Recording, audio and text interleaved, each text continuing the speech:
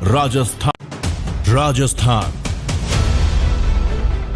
समृद्ध विरासत है इसकी शान, रंग बिरंगी पहचान। अलवर से लेकर जैसलमेर तक, श्री गंगानगर से लेकर प्रतापगढ़ तक, संपूर्ण राजस्थान को कवर करते हैं हम। राजस्थान की हर खबर देखते रहिए डीपीके न्यूज पर।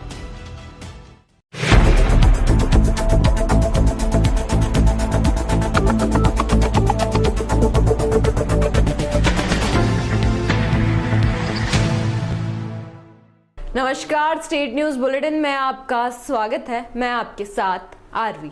बुलेटिन की शुरुआत करने से पहले एक नजर हेडलाइंस की ओर।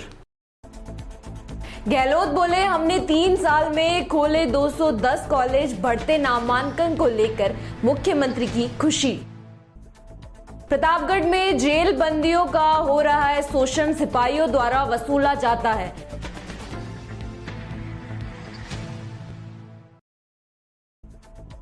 बदायूं में बारिश के बाद सड़कें बनी तालाब, कांवड़ियों को निकलने में हो रही है परेशानियां।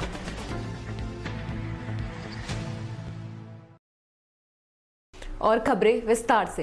राजस्थान के उच्च शिक्षा विभाग में बढ़ते नामांकन को लेकर मुख्यमंत्री अशोक गहलोत ने खुशी जाहिर की है।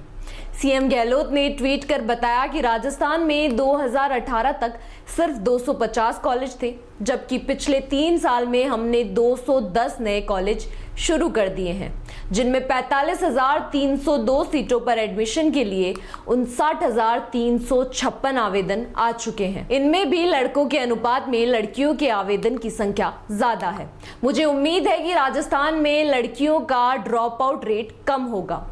मुख्यमंत्री गहलोत ने बताया कि राजस्थान में पिछले 3 साल में शुरू किए गए 210 कॉलेज को स्थायी और अस्थायी फैकल्टी और इमारतों में चलाया जा रहा है, जिन्हें और बेहतर बनाने के लिए अगस्त में 130 कॉलेजों की इमारतों का लोकार्पण और शिलान्यास किया जाएगा, ताकि प्रदेश में बच्चों को अच्छी शिक्षा लेने के लिए दूसरे राज्यों में ना जाना पड़े।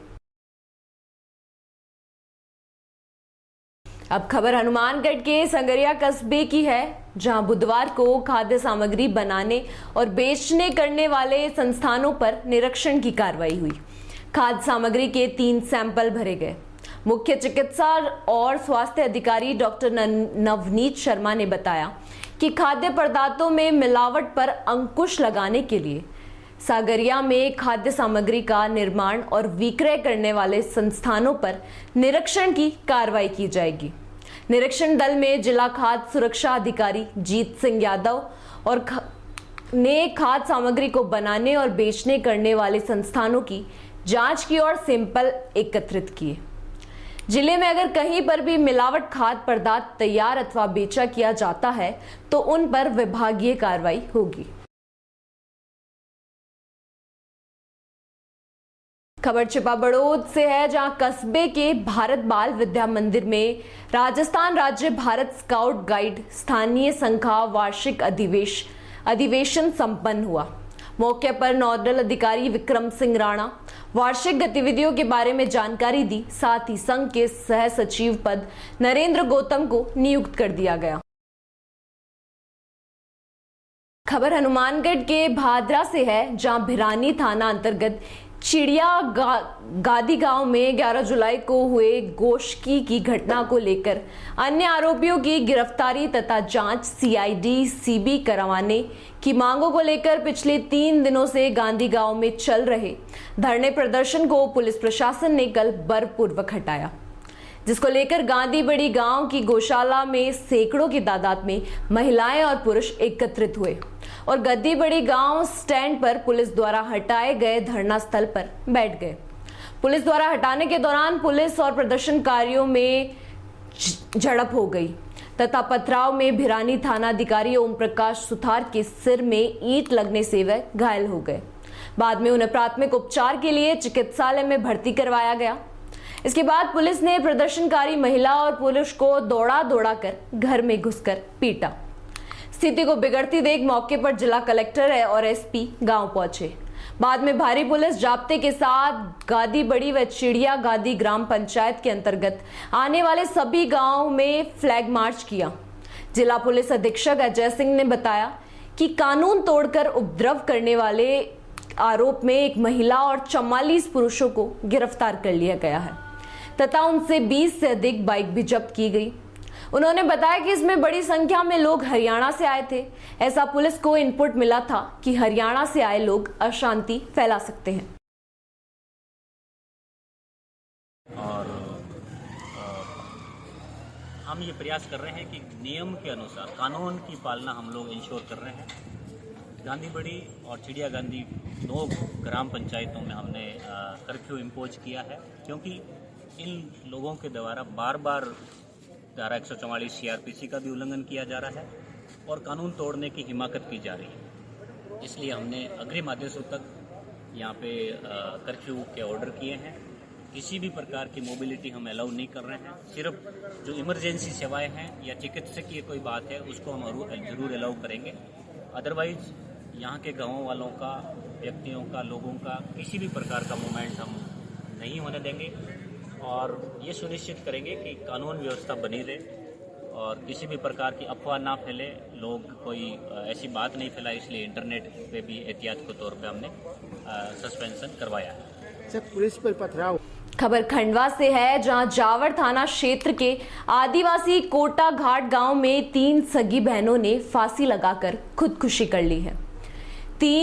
तीनों के शव गांव के बाहर नीम के पेड़ पर लटके मिले।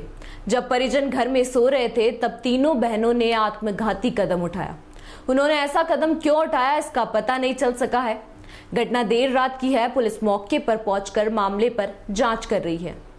जानकारी के मुताबिक घटना रात 11 बजे की है। सूचना मिलने के बाद देर रात जावर थाने की पुलिस मौके पर पहुंची और ग्रामीणों के सहयोग से शव को नीचे उतारा। इनके पिता का देहांत 4 वर्ष पहले हो चुका था। ये गांव में अपनी मां के साथ रहती थी। घटना के कारणों का फिलहाल पता नहीं चल पाया है। पुलिस मामले की जांच कर रही है। घटना के वक्त परिवार घर में सोया था। पुलिस ने मामले की बारीकी से जांच कर शव को पोस्टमार्टम के लिए जिला अस्पताल पहुंचाया। आपकी घटना है, एक ही घर की 3 बच्चियों ने सुसाइड किया है। ये हालांकि भी चल रहा है। प्राइमा फेसी तो वो सुसाइडल केस लग रहा है, लेकिन अभी पीएम रिपोर्ट के बाद हम क्लियर कर पाएंगे। तीनों बच्चियों में से ये 5 बहनें थी, 2 की तो शादी हो चुकी थी। उसमें एक के भी जस्ट 16 दिन पहले शादी हुई थी।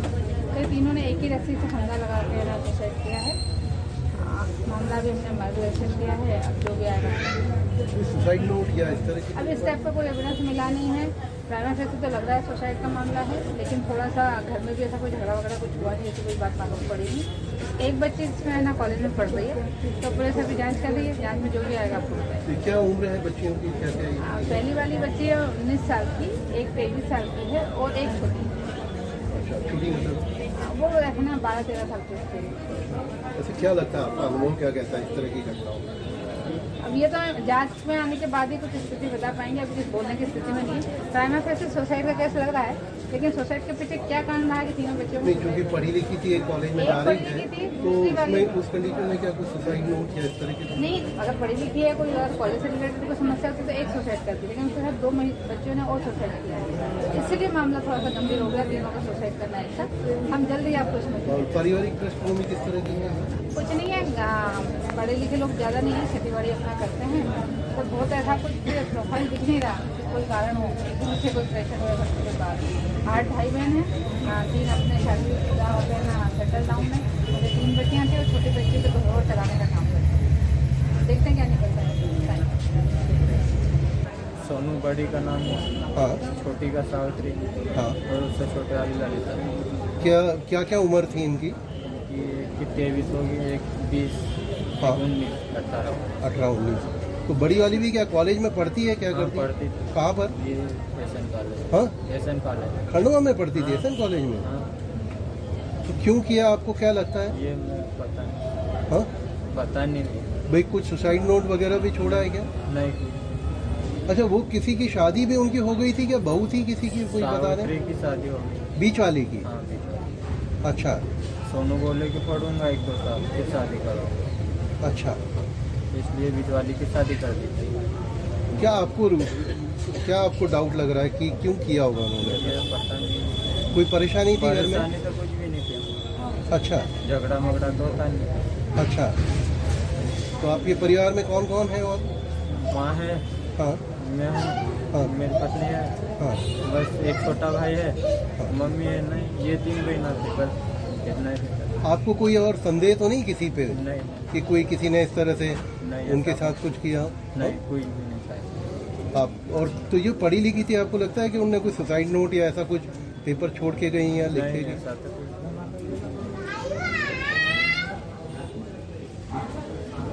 खबर प्रतापगढ़ से है, जहां जिला कारागार प्रतापगढ़ में आए दिन नए नए मामले होते हैं। कभी पैसे लेते हुए वीडियो वायरल होता है तो कभी पीड़ितों द्वारा किया जाता है उच्च अधिकारियों से शिकायत। पूरा मामला प्रतापगढ़ जिला कारागार का है, जहां बंदियों को सिपाहियों द्वारा परेशान किया जाता है। कारागार के एक पीड़ित के पिता कल्लू उर्फ शफी निवासी बेल्हा मदनगंज लालगंज ने आरोप लगाते हुए बताया कि उनका लड़का मुकीम अहमद जिला कारागार प्रतापगढ़ में बंद है। अपने लड़के के पास मिलने गया तो उनसे परेशानी बताई और कहा, मैं अपनी परेशानी बताने के लिए जेलर प्रतापगढ़ के पास गया तो एक बार दरवाजे पर वापस कर दिया गया। कुछ समय बाद दोबारा गया तो उसने पैसा मांगा। पैसा ना होने के कारण बंदी मुकीम को कैमरे से बचने के लिए कार्यालय के अंदर लेकर गए और सिपाही द्वारा गाली देकर मारपीट की गई और उसे पुनः बैरक भेज दिया गया। जो बंदी गेट के बाहर जाता है उसे पैसा वसूला जाता है और मुलाकात करके वापस आते समय सिपाही जबरन पैसा वसूलते हैं। बंदी के पिता ने बताया कि जेल में बंद मुकीम के सभी मुकदमों का रिहाई न्यायालय के द्वारा जिला कारागार में भेज दिया गया है।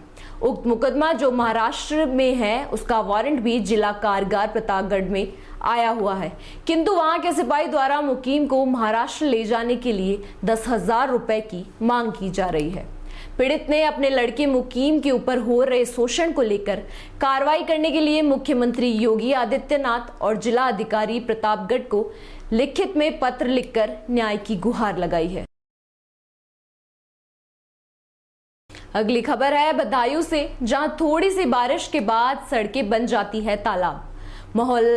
मोहल्ला अयोध्यागंज नगर के कई मोहल्ले में थोड़ी ही बारिश होने के बाद सड़कों पर पानी भर आता है, जिसकी वजह से जनता को परेशानी का सामना करना पड़ता है। सड़क पर पानी भरने से जनता को भरे हुए पानी में से नंगे पैर निकलना पड़ता है। नगर पालिका के कर्मचारी और अधिकारी इस ओर ध्यान भी नहीं देते हैं। यूपी के मुख्यमंत्री योगी आदित्यनाथ ने आदेश किया कि सड़कों पर कहीं पानी जमा न हो, लेकिन सफाई अधिकारी इस तरफ ध्यान नहीं दे रहे हैं। कांवड़ियों को निकलने में परेशानी का सामना करना पड़ रहा है। खबर अनूपगढ़ से है, जहां लूनिया में रहने वाले भक्त ने क्षेत्र के पशुपालकों में लंपी की बीमारी को लेकर बने भय का माहौल को काफी हद तक शांत किया है। मिली जानकारी के अनुसार क्षेत्र में कई बेसहारा और पालतू गोवंश की बीमारी से दर्दनाक मौत हो चुकी थी, जिसके बाद पशुपालकों ने मानाराम के संपर्क किया तो मानाराम ने अपनी तांत्रिक विद्या से पालतू गोवंश और बेसहारा गोवंश को काफी बड़ी संख्या में ठीक किया। ग्रामीणों ने बताया कि भक्त मानाराम के झाड़ा फूंक से हजारों की संख्या में क्षेत्र में ही नहीं, पंजाब, हरियाणा, राजस्थान के कोने कोने से पशु बड़ी संख्या में ठीक हो रहे हैं।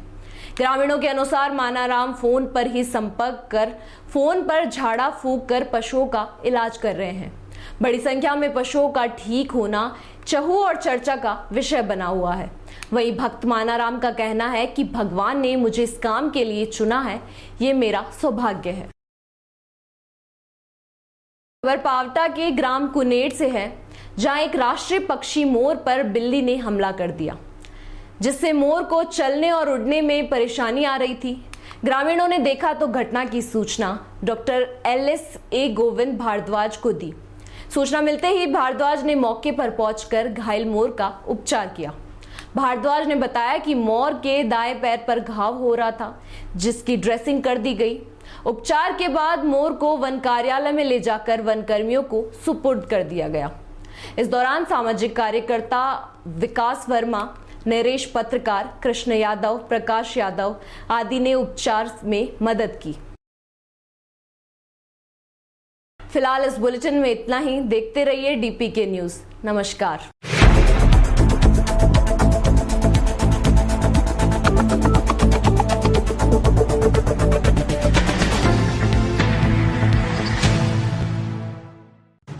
राजस्थान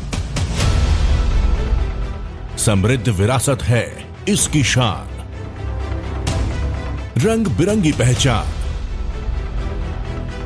अलवर से लेकर जैसलमेर तक, श्री गंगानगर से लेकर प्रताप